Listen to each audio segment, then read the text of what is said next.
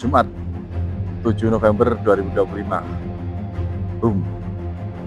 Tiba-tiba pabrik tersentak mendengar kabar ada peristiwa peledakan di salah satu SMA di Jakarta Utara.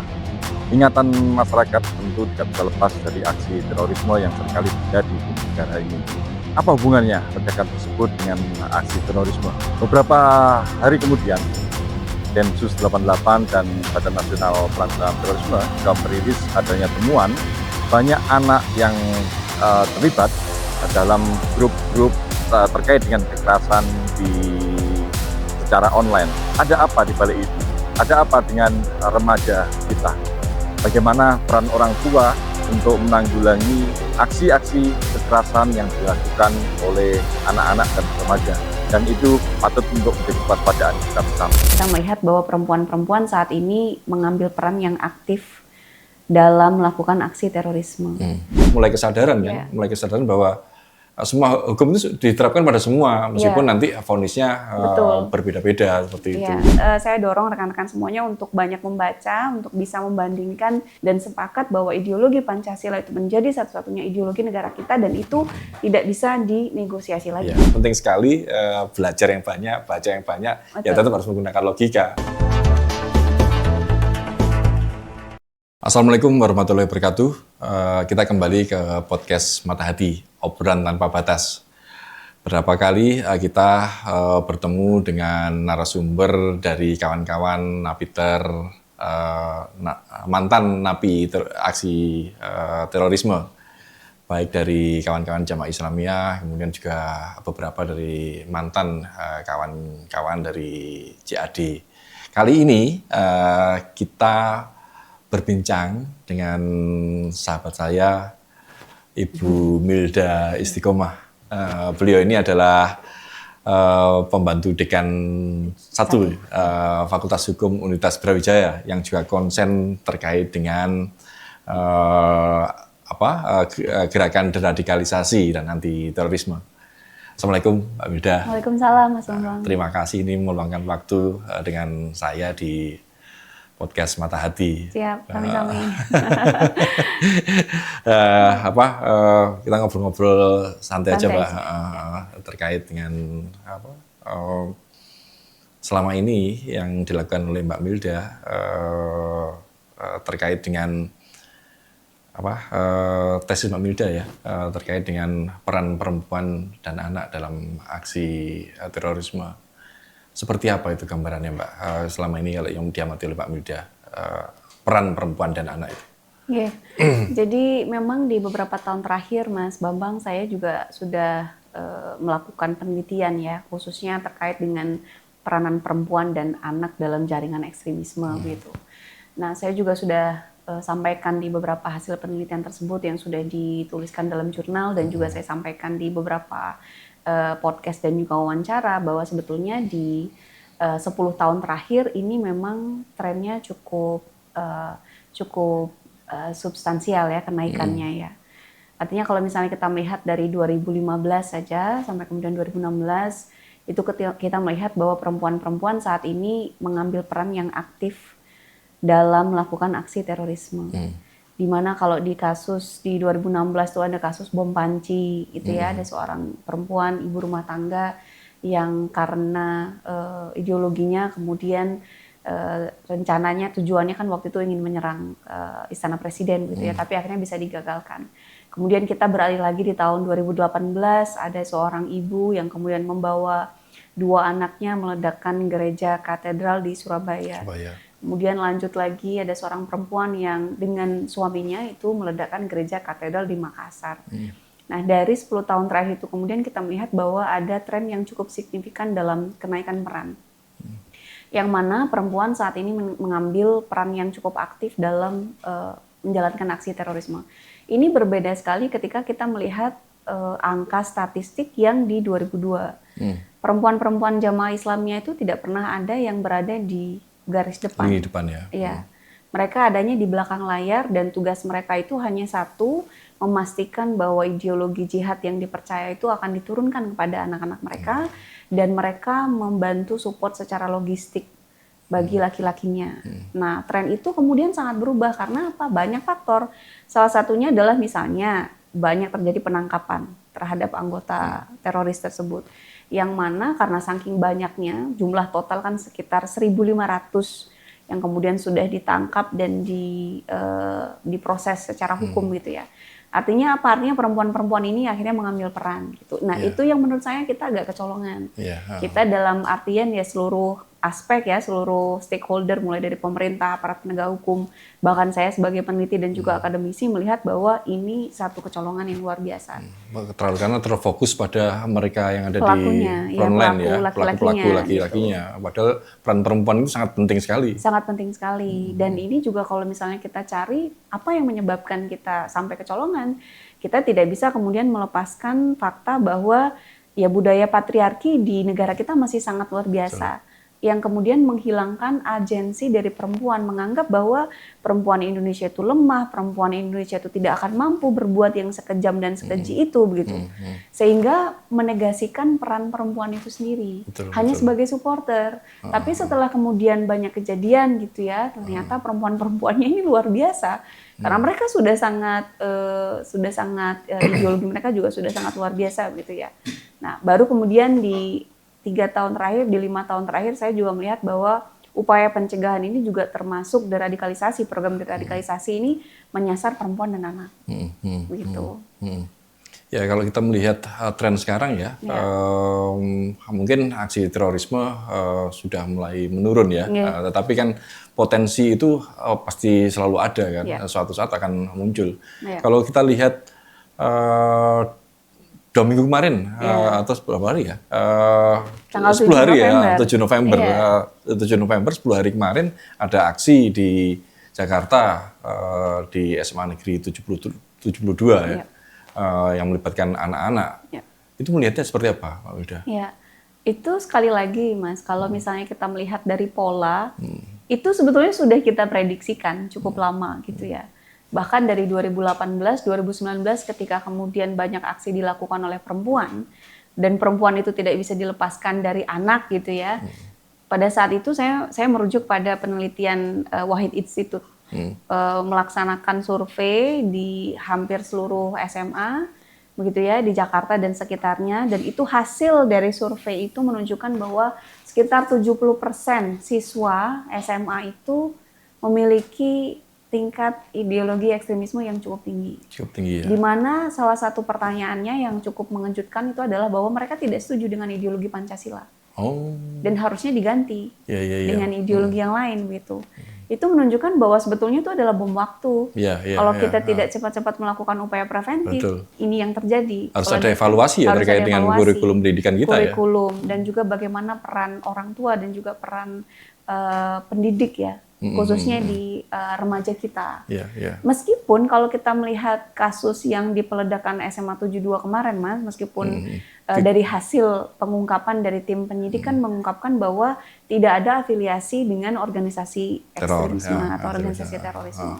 Tapi tetap saja apa yang kemudian sudah menjadi kekhawatiran sejak 2018 dan 2019 terbukti dengan adanya kasus ini. Bahwa tidak ada fokus yang cukup besar yang diberikan kepada tidak hanya perempuan dan juga anak. Faktor motif mungkin berbagai macam ya. Berbagai macam, bisa dari ideologi, bisa dari yang kemarin teman kan dari bullying kan. Kalau kita melihat tren di Amerika misalnya kasus-kasus penembakan yang dilakukan kan seperti itu juga gitu. Artinya bisa nggak sih sebenarnya dibedakan antara ini aksi ekstremisme dengan aksi bullying seperti itu tadi. Jadi ini yang perlu kemudian kita garis bawahi ya Mas Bambang, kaitannya dengan ideologi sebagai motif melakukan aksi kekerasan. Ini yang kemudian mungkin masyarakat kita tidak begitu paham gitu ya. Bahwa sebetulnya aksi kekerasan gitu ya atau aksi ekstremisme itu didasarkan pada banyak faktor. Faktor ideologi itu hanya salah satu bagian kecil saja gitu. Ada faktor-faktor yang lain. Terutama kalau kita bicara tentang perempuan dan anak, itu ada faktor satu, diskriminasi, ada juga faktor trauma, ada juga personal reason yang kemudian dialami cukup lama, cukup panjang gitu ya, alienasi, bahwa dia tidak merasa diakui, dia tidak merasa memiliki eksistensi diri, itu sangat mudah digunakan sebagai trigger untuk mereka melakukan aksi terorisme. Tapi sekali lagi kalau misalnya kita bicara tentang tindak pidana terorisme, sejak adanya perubahan amandemen di Undang-Undang 5 2018 tentang pencegahan tindak pidana terorisme itu, memang motif politik menjadi salah satu unsur ya. yang kemudian harus dibuktikan. Nah, sehingga kalau misalnya kita masih mendasarkan pada Undang-Undang Anti Terorisme 5 2018, ya kalau kita lihat di kasus yang kemarin, meskipun ada senjata, meskipun ada perakitan bom dan sebagainya, tapi kalau memang dia tidak terafiliasi dengan jaringan teroris apapun, ini kriminal biasa ini. Iya. Betul. Tindak pidana biasa. Tapi bukan berarti kemudian kita dengan santai ya, oh ini karena ini bukan aksi terorisme, karena dia tidak ada ideologi jihad dan sebagainya. Tapi ini tetap harus menjadi satu perhatian bahwa aksi ini akan terus berlanjut. Ya, artinya ini alarm kan bagi masyarakat kita ya, bahwa potensi itu sangat besar. Dan kalau kita melihat informasi dari kawan-kawan Densus, ini sudah sangat masif, Mbak. Betul. Sudah sangat masif. Ada temuan berapa puluh anak-anak yang terlibat dalam grup-grup yang kekerasan dark web ya, seperti itu. Nah, kalau di Amerika, Mas Bambang, aksi yang seperti ini itu biasanya menjadi inspirasi untuk aksi yang lain. Betul. Jadi karena misalnya sudah ada yang dinyatakan sebagai pahlawan dalam artian apa yang mereka pahami sebagai pahlawan itu ya mereka yang kemudian berhasil melakukan kekerasan tersebut itu. Ini akan ditiru oleh tadi yang teman-teman Densus kan sudah bergerak dengan cepat ya. Tapi sebetulnya kalau yang ditangkap dari 50 dari jumlah total tadi yang sudah disurvei, sebetulnya kita harus sangat berhati-hati. Benar. Betul. Benar. Memang harus menjadi perhatian kita semua. Karena kalau enggak, ya ini bom waktu tadi. Betul. Terus terkait dengan motif tadi dia pada anak, peran ibu gimana ini perempuan? Jadi kalau kita melihat banyak kasus, Mas ya, selain di kasus di peledakan SMA 72, mungkin kita perlu flashback kembali lah di tahun 2021 ada perempuan inisial ZA yang berumur 21 tahun. Dia menerobos masuk ke Mabes Polri dengan membawa senjata api softgun yang sebetulnya tidak mematikan. Tapi ya karena aksinya itu dianggap cukup membahayakan, akhirnya dia ditembak mati. Kasus yang kemudian terjadi di siswa SMA 72 tersebut dengan kasus perempuan muda ZA ini, itu sebetulnya kita bisa temukan pola yang sama. Satu, tidak ada peran orang tua dan keluarga yang cukup besar dalam kehidupan mereka. Tidak ada afeksi, tidak ada perhatian, tidak ada kasih sayang. Itu ada satu pola yang sama. Pola yang kedua adalah mereka didiskriminasi. Mereka nggak punya teman, mereka nggak punya peer yang bisa dibuat untuk curhat, ngobrol gitu. Kemudian yang terakhir, bullying. Ini tiga pola yang saya temukan di kasus yang sama. Dengan jarak tahun masa yang cukup agak lama ya, dan yang satu ini perempuan, satu laki-laki dengan perbedaan umur yang agak berbeda begitu.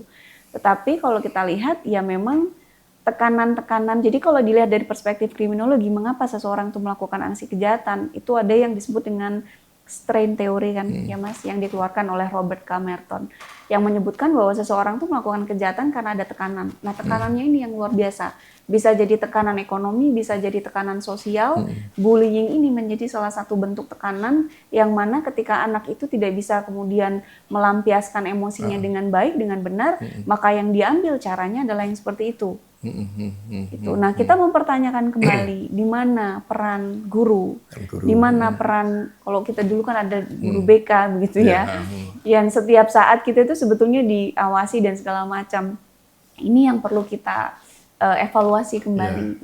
Guru BK-nya cuma ngurusin karir saya. Nanti bekerja seperti ini, ambil jurusan seperti ini, seperti itu ya, tapi tidak menyentuh aspek mental dan psikologis. Fokusnya ternyata harus kemudian diubah kembali. Bahwa dengan kejadian di SMA 72 sekali lagi mengingatkan seluruh pihak bahwa kita masih banyak PR yang harus dikerjakan gitu. Ya terutama kalau saya sudah menyebutkan banyak pihak ya, salah satunya juga Komdiji gitu. Komdiji selama ini mungkin fokus pada pemberantasan judi online, iya kan Mas? Banyak website yang sudah ditutup. Nah mungkin untuk konten-konten aksi kekerasan yang masih dibiarkan itu yang perlu kemudian segera ditutup, segera di take down. Minimal sekarang harus diumumkan lah mana sih konten-konten yang terkait dengan kekerasan ini. Dan tidak boleh diakses oleh anak-anak gitu. Kalau enggak ya judul aja bisa, kan? Kenapa ini enggak kan gitu. Ini dampaknya lebih ngeri daripada judul juga. Betul. Ada hilangnya nyawa, ada luka tubuh dan sebagainya kan trauma. Juga trauma. Seperti itu. Terkait dengan anak tadi kan, kita memang sangat prihatin ya dengan aksi-aksi seperti itu. Langkah-langkah yang dilakukan oleh masyarakat apa sih yang sebenarnya seharusnya, Pak? Iya, sebetulnya kalau kita lihat zaman kita dulu ya Mas ya, ada namanya Karang Taruna. Nggak tahu sekarang masih ada atau enggak sih kan. Ada pemuda-pemuda remaja dari berbagai macam pramuka juga ada. Itu harus dihidupkan ya. Harus sangat dihidupkan. Bahkan ketika pramuka itu dihapuskan dari kurikulum pendidikan, saya juga agak menyangsikan gitu. Iya. Karena apa? Karena semakin banyak waktu yang dihabiskan oleh siswa tanpa adanya pengawasan, justru menimbulkan akibat-akibat yang semacam ini. Tentu dengan modifikasi-modifikasi ya, karena trennya memang berbeda, zamannya berbeda, teknologi dan lain-lain. Ya kita sebagai pendidik harus sangat bisa beradaptasi. Kita sebagai penyelenggara pendidikan harus bisa beradaptasi. Kita kalau masih sangat abai dengan kecanggihan teknologi, kita masih menutup mata, ya kita akan itu tadi kita nggak tahu loh, ternyata banyak ya game-game yang kemudian berarah pada kekerasan dan menimbulkan inspirasi bagi semua siswa untuk melakukan hal yang sama. Dan orang tua nggak tahu. Dan orang tua mereka anak-anak bisa mengakses semuanya seperti itu. Dan orang tua nggak tahu kalau ada akses semacam itu. Jadi dark webs yang kemudian saat ini terbuka lebar ya harus kemudian ditutup total aksesnya. Gitu. Iya, itu salah satu bentuk pencegahan. Kalau enggak, ini lagi-lagi jadi bom waktu seperti itu. Aksi bullying tadi kan jadi salah satu penyebab. Bagaimana untuk mengantisipasi itu, Mbak? Karena kalau kita melihat kasus bullying ini kan sesama anak ini. Kalau secara hukum mengatasi antisipasinya seperti apa ini? Masuk kriminal ini belum gitu kan. Masuk pidana, proses pidana juga masih jauh gitu karena terkait dengan anak-anak seperti itu. Jadi kalau kita bicara tentang perundungan di dunia pendidikan Mas Bambang, itu sebetulnya tidak muncul dari ruang hampa gitu ya. Nggak tiba-tiba muncul aksi dan kejadian yang seperti itu. Artinya ada gap, ada kesenjangan yang luar biasa antara anak-anak kita ini. Dan itu tidak hanya terjadi di perguruan tinggi saat ini, tapi juga di tahapan di sekolah begitu ya. Bahwa kemudian ketika itu dinormalisasi dan dijadikan kebiasaan, dan kemudian tidak ada upaya atau reaksi dari sekolah yang mengatakan bahwa ini tidak boleh, ya itu akan terus dinormalisasi begitu. Misalnya kesaksian dari teman tadi ya, dari ABH tadi ya, anak yang berhadapan dengan hukum itu, mengetahui bahwa terjadi bullying, dan mereka diam saja. Mengetahui bahwa terjadi perundungan terhadap anak itu secara terus-menerus, secara lama, berbulan-bulan, dan bahkan bertahun-tahun, dan mereka mendiamkan saja. Ya, mereka juga punya peran, mengapa sampai kemudian terjadi seperti ini. Jadi sekali lagi, meskipun terlihat salah satu strategi yang saya tawarkan ini adalah sangat sederhana, misalnya dengan melakukan peningkatan kesadaran, raising awareness tentang hak dan kewajiban dari masing-masing itu yang kemudian juga perlu. Misalnya kalau saya kasih contoh di kampus ini ya Mas. Pendidikan hukum lah. Hukum lah misalnya ya. Kalau Mas Bambang masuk ke salah satu toilet, itu kan ada poster banyak gitu. Kamu nggak sendirian, kamu nggak akan ditinggal gitu. Kalau kamu menjadi korban tidak hanya bullying, tapi kekerasan seksual, laporkan gitu. Itu yang kemudian bisa kita sampaikan berulang-ulang. Agar seluruh aspek, tidak hanya kita menyalahkan guru ya Mas ya, tapi tidak menyalahkan polisi. Iya, tidak menyalahkan polisi. Ini soal perundungan kok sampai manggil polisi kan, karena bukan tindak pidana ya. Tapi kalau sudah mengarah pada penganiayaan, baru kemudian polisi kan bisa melakukan penindakan. Tapi sekali lagi, di setiap tahapan dan juga setiap aktor itu memiliki kewajiban yang luar biasa dalam melakukan pencegahan. Gitu. Memang selain untuk membangun infrastruktur ya, yang menjadi tugas negara. Betul. Ini kawan-kawan kepolisian juga sudah punya 110. 110 itu sebenarnya juga bisa dimanfaatkan kalau terkait dengan perundungan misalnya. Ini langsung aja telepon 110. Maksimal 15 menit ya harus polisinya harus nyampe seperti itu. Itu harus kalau di Amerika mungkin ada 911 misalnya, itu kan gerak cepat itu loh. Jadi semua orang memang punya tanggung jawab sesuai dengan porsi masing-masing seperti itu. Karena terkait dengan perundungan, kalau saya melihat anak yang Anak berhadapan dengan berhadapan hukum dengan hukum ini seringkali kan lepas dari jeratan jeratan pidana. Jeratan pidana. Itu Iya. bagaimana untuk rehabilitasi atau kemudian sebagai efek jera bagi mereka? Iya. Jadi memang kalau kita berkaca dari pengalaman negara-negara yang lain ya Mas ya, misalnya kalau saya berikan contoh Australia gitu ya, itu kan upaya pencegahannya juga sudah luar biasa. Memang pendekatannya bukan pada pendekatan represif, nggak yang kemudian terus yang melakukan bullying dipidana, itu juga saya nggak setuju gitu.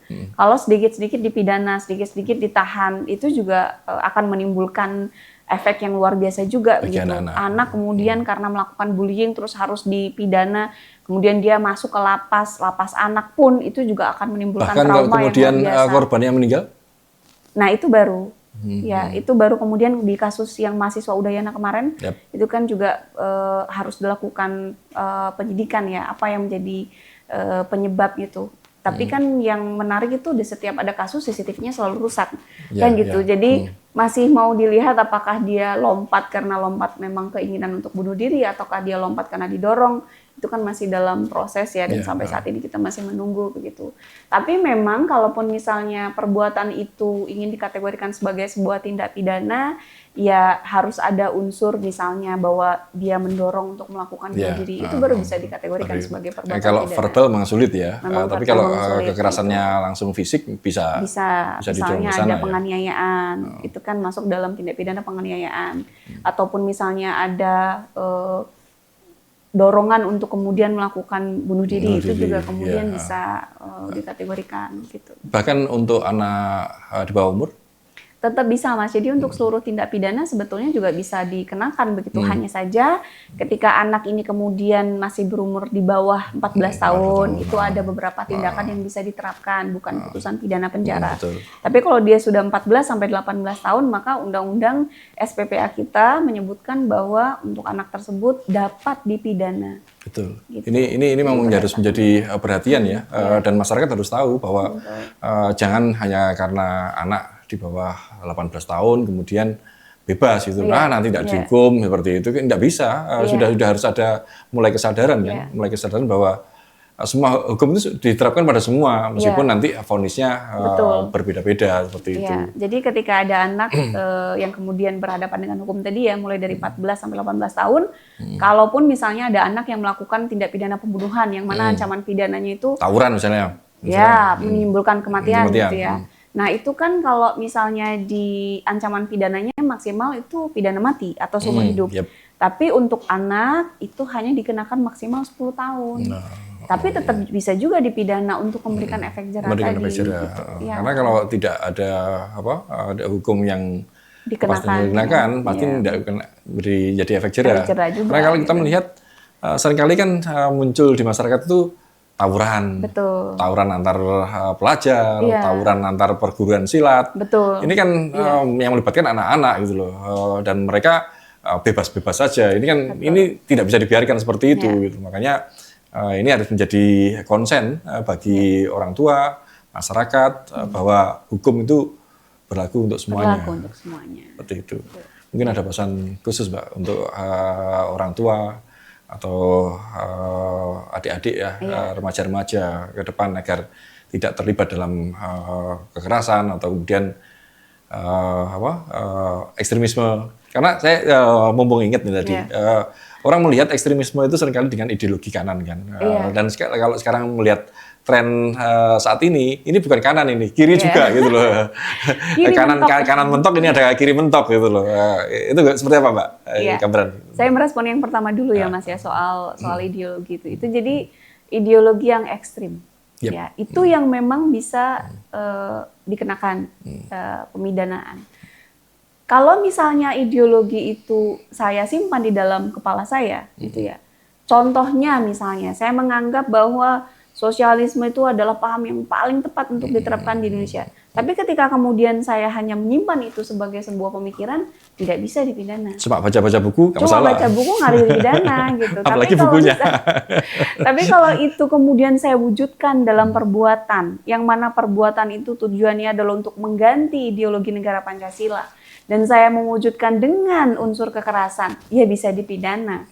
Jadi itu yang harus sangat hati-hati. Jadi teman-teman mahasiswa, siswa dan semuanya kalau mau baca buku nggak apa-apa. Harus Gitu. baca banyak harus malah. baca untuk bisa membandingkan. Jangan kiri saja, kanan Jangan juga. kiri saja, Jangan kanan juga, semuanya gitu. harus baca. Dibaca Betul. gitu ya. Dan kita cukup beruntung setelah masa reformasi kan kita diperbolehkan untuk membaca buku sebanyak-banyaknya gitu. Dulu mau baca buku kiri kan nggak boleh. Nggak boleh. Langsung diberangus gitu. Sekarang boleh. Ditangkap dulu. Ditangkap, diberangus, ditahan. Nah itu yang kemudian saya dorong rekan-rekan semuanya untuk banyak membaca, untuk bisa membandingkan. Ya pada akhirnya kan kita mencapai pada kesepakatan founding fathers kita bahwa kita sudah setuju dan sepakat bahwa ideologi Pancasila itu menjadi satu-satunya ideologi negara kita dan itu tidak bisa dinegosiasi lagi. Itu nggak bisa ditawar lagi, Mas. Gitu. Dan ideologi Pancasila ini progresif, Betul. masuk kiri kanan, masuk Betul. aja. Nanti dari di situ nanti akan menjadi diskursus yang berkembang untuk memperkuat malahan kan, memperkuat ya pemahaman kita terhadap bernegara dan berbangsa seperti itu. Tidak semua negara loh Mas punya ideologi negara. Benar. Saya pikir kita cukup beruntung begitu ya punya pendiri negara pada saat itu yang benar-benar memikirkan Indonesia seperti apa yang ingin dibangun dan diciptakan berpuluh-puluh tahun gitu. Tapi mungkin kalau untuk tadi pertanyaan bagaimana himbauan untuk teman-teman semuanya, kalau saya pikir Bapak, Ibu, rekan-rekan mahasiswa dan juga seluruh teman-teman yang menyaksikan podcast ini ya memang kita cukup harus waspada gitu ya. Waspada itu artinya kita saling support, saling mendukung gitu. Kalau kita tahu ada rekan kita yang kemudian sudah nggak pernah kelihatan cukup lama. Kan kita sudah diajarkan sejak lama kita awareness itu ya. Awareness, kita itu manusia sosial, kita itu punya prinsip gotong royong gitu. Mari peduli gitu, mari kita tingkatkan lagi. Dicarilah temannya yang sudah lama hilang, gitu ya. Ditanyain kabarnya, kabarnya gitu. Teman yang sudah lama nggak aktif di sosial media ditanya kamu kemana aja gitu kan. Sakit atau apa ditanya. Perhatian itu penting ya. Betul. Nah mereka yang memang tidak mendapatkan perhatian itu tadi Mas, yang semakin lama akan semakin jauh dari pergaulan dan ketika akses satu-satunya yang dia miliki itu adalah akses tentang kekerasan, bagaimana cara melakukan kekerasan, itu menjadi satu dasar bagi mereka untuk eksistensi diri. Saya nggak diterima di kelompok ini, saya dibully sama kelompok teman-teman saya. Guru saya juga nggak memperhatikan saya, orang tua, keluarga juga tidak memperhatikan. Nah, eksistensi diri dia di dark web itu tadi yang kemudian dia bisa merasakan, oh saya berguna. Ada teman lagi di situ, ada teman yang support. Padahal ini supportnya keliru ini. Betul. Dan pasti ada kepentingan-kepentingan. Betul. Dan itu kan yang paling mudah untuk dijadikan sebagai brainwash. Ya, bahwa kamu tuh hanya bisa berkontribusi dengan cara ini. Kamu tuh bisa bermanfaat hanya dengan melakukan aksi kekerasan ini. Itu juga sering juga digunakan kan misalnya kalau kita mau jadi calon pengantin bunuh diri, kita sudah akan siap disambut oleh 72 bidadari yang selalu perawan. Itu kan mudah saja. Bahkan tidak ada yang sudah kembali dari surga atau neraka untuk menjelaskan memang ada 72 bidadari itu yang kemudian siap menerima gitu ya ketika dia jadi pengantin bom. Jadi logika itu juga harus dipakai gitu loh. Iya, yang memang sudah tidak logis. Logis. Sudah tidak menggunakan logika. Logika kalau ngomong soal seperti itu ya dibalik saja. Emangnya di surga cuma gitu aja, cuma ada 72 bidadari. Cuma ngurusin 72 bidadari gitu loh. Niat kalau kita di sini itu beribadah untuk mendapatkan surga, dan surga di situ ngapain ya? Ini jadi konyol kan? Sudah nggak logis. Nggak logis itu. Makanya penting sekali belajar yang banyak, baca yang banyak. Ya tetap harus menggunakan logika. Dan kalau masih belum paham, tanya pada ahlinya. Salah satunya Mbak Wilda ini. Yuk, kita ngobrol-ngobrol. Diskusi juga. Betul. Baik di medsos atau apa, cari yang ahlinya seperti itu. Terima kasih Mbak Wilda atas waktunya. Semoga ini bisa bermanfaat bagi masyarakat maupun adik-adik kita yang masih berproses untuk menemukan jati diri ya. Yang pasti kekerasan apapun juga tidak bisa dibenarkan. Betul. Terima kasih. Assalamualaikum warahmatullahi wabarakatuh. Waalaikumsalam warahmatullahi wabarakatuh.